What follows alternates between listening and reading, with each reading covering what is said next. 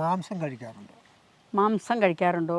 നിങ്ങൾ സസ്യാഹാരികളാണോ? അങ്ങനെ കുറേ അധികം ചോദ്യങ്ങൾ എനിക്ക് തോന്നുന്നു നമ്മൾ വീഡിയോ തുടങ്ങിയ കാലം മുതൽ ആവർത്തിച്ച് ചോദിക്കുന്നുണ്ട്.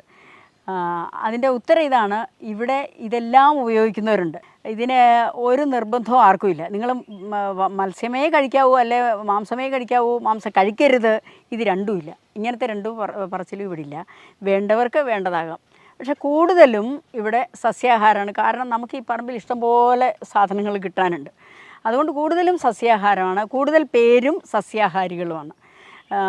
മുട്ടയും മീനും ഇറച്ചിയും കഴിക്കുന്നവരുണ്ട്. മുട്ടയും മീനും കഴിക്കുന്നവർ കൂടുതലുണ്ട്. ഇറച്ചി കഴിക്കുന്നവർ വളരെ കുറച്ചേ ഉള്ളൂ. അവർ ഇറച്ചി ഇവിടെ ഇതുവരെ വച്ചിട്ടില്ല. കാരണം ഈ പാചകം മിക്കവാറും എല്ലാം ചെയ്യുന്നത് ഞാനാണ്. അപ്പോൾ എനിക്കത് ശീലമില്ല. പിന്നെ ഉണ്ടാക്കാൻ ഒരു ലേശം ബുദ്ധിമുട്ട് തോന്നാറുണ്ട്. അതുകൊണ്ട് നമ്മളത് ഒഴിവാക്കിയിരിക്കുന്നു. ആർക്കെങ്കിലും വേണ്ടവരുടെ അറിയാവുന്നവരത് ചെയ്യുന്നതിന് നമുക്ക് ബുദ്ധിമുട്ടൊന്നുമില്ല. പിന്നെ അത് കഴിക്കണമെന്ന് ആഗ്രഹമുള്ളവർ പുറത്ത് പോയിട്ട് കഴിക്കാറുണ്ട്. വീട്ടിലോ മറ്റു വീടുകളിലോ എവിടെയെങ്കിലും പോയിട്ടൊക്കെ കഴിക്കാറുണ്ട്.